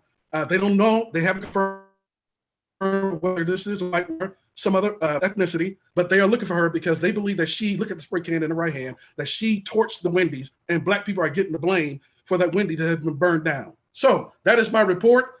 First King James from Akron, Ohio, who took his talents to Atlanta, and back to you, rolling out AM Wake Up Call. Did anybody have any thoughts? Yeah, did anybody have any thoughts about any of the situations that I brought up from Beyonce to the person that burned down Wendy's to Jay Farrell? Anyone have any thoughts? Oh, no thoughts. We're going back to Amir. Amir, you are worth it. So you know what I'm saying, but you have to come after me. Go ahead. So we're gonna do this real quick. We're gonna show this video of the importance of knowing your rights. So that's the thing. So we want everyone to know their rights when they're stopped by police officers. So let's show this video of this brother who knew his rights and who was able to turn the tables on officers. That's totally legal. Not on county property. I don't think this is public property. This is county property. Which is public property. Call your supervisor. Before you sign your name on the dotted line on a lawsuit, call your supervisor. This is public property. county property. It's public. This is I don't think it taxpayer. It's well, if you don't think so, I need you to know so, because these are my rights you're about to violate. So I need all y'all to be sure that what you finna do is legal, okay? Because I can film in public as long as I want to. And there's 1, 2, 3, 4, 5, 6, 7, 8 cops out here, and you got your hand on your gun for what reason? For my safety. Are you ready to shoot me? No, I'm not. So why you got your hand on your gun? Because I can. What's your name? Parking lot. Tell me your name. Detective Williams. Detective Williams. So what you're telling me right now is, per the Constitution, I cannot open carry or film in none of this area. Per the county policy. Per the but policy isn't law. I need you to understand that policy isn't law. Hey man, what's your name? I'm not giving that out. I haven't broken the law. Well, I want to know what to refer to you as. Good citizen, please. Good citizen? Yes, sir. Okay. Well, the reason we are here is because it is abnormal for somebody to open carry on county property. Now, with that opening statement, listen, I would much rather talk to you, but I need this officer to understand that he's threatening my life with his hand. He's not threatening his and he has the top of it. I need y'all to see this, okay? He's done took the top off his gun. He's ready to shoot me for no reason. Yes, sir. I am the supervisor. Yes, sir. The county parking lot, it is county property, but the parking lot is public. You are right about that. Yes, sir. But it is abnormal for people to walk around the parking lot with an open carry pistol. But is it legal? It doesn't matter whether it's legal or illegal. Is it legal? I'm saying I just want to answer my question. Raises people's suspicion. But you're the supervisor, so you should know this more than anybody. Is it legal? It is legal. Yes, it is. I want your name first. It's your policy. Can I have your name? It's my policy to give Yes, you my name? you do. Because you're in uniform, so you have to identify yourself. Corey Payne? Corey Payne, thank you. All right, any of y'all detaining me? Anybody detaining me here? All right. Since you're not going to be rational and talk to me, we're going to leave. Thank you, bye. Don't do anything illegal. No, don't you do anything illegal. All right, bye. And this dick here was ready to shoot. I love it. So that's the thing, man. We want everybody to know their rights. You know, you can take, like I say, take time to study the rights in your state and city. So that's just a brother in Henderson County, South Carolina, who definitely knew his rights and who was able to turn the tables. Beautiful. Great video. That was a great video, Amir. That was a great video. Oh man, hilarious. He was on point with that. Definitely something we all need to take time to do, because that was, he read them. He said he knew everything to say. Yeah, and that's what studying does for us. When you study, you are prepared, and you don't have to fumble in your interactions with the police. You can let them know, and then they have to back off. They have to fall back. As I say, when I go to the grocery store and people didn't get too close, fall back. So he was able to tell that police officer, get back, get up off me. I don't wear a saddle. Stop riding me.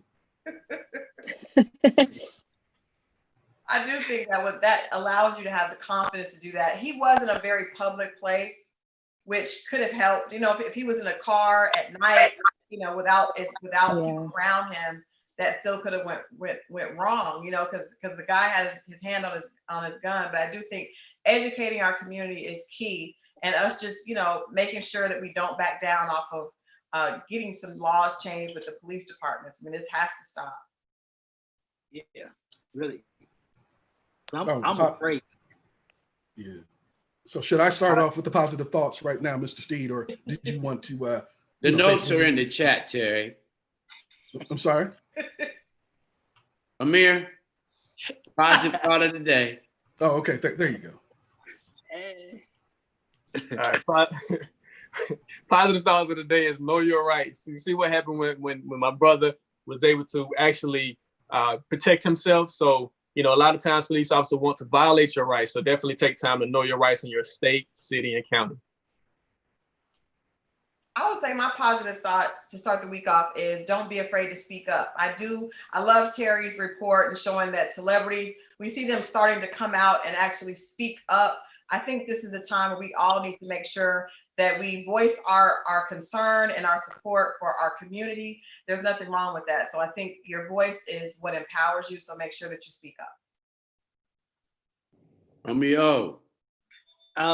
Real friends catch you on the first step, not the fifth. Remember that, people. Kaz. For me, it's be yourself. And, you know, you never know when just being yourself and doing what you got to do can impact someone's life. And we've seen that here today on the show. Kaz, can you pass me the ball? I'm sorry, Terry. It was, you know, here you go. Okay. So my positive thought of the day is that I was not put on this earth by God to be equal to somebody else. That is a ridiculous and asinine way of thinking. When I was put on this earth, I was already equal to whoever God wanted me to be. I'm not here to be equal to white people or anything else. We were kings and queens, and we were equal before white people were even on this earth. To be equal today, whether white on this or not, you are God's creation, not to be equal to nobody else. All right, positive day. Thanks to Crystal, Romeo, Cass in the City, First King James, and Amir Shah. It is a wonderful day. Be sure to understand that it's still a pandemic. We are a great community, so let's continue to collectively think. Let's make sure that we point out the economic pandemic that we have suffered for the last 400 years, and let's resolve to point that out as we point out this, because it murders the dreams of our children and of our community. So stay positive, stay in this movement, and stay up. Peace. We're rolling out the AM call.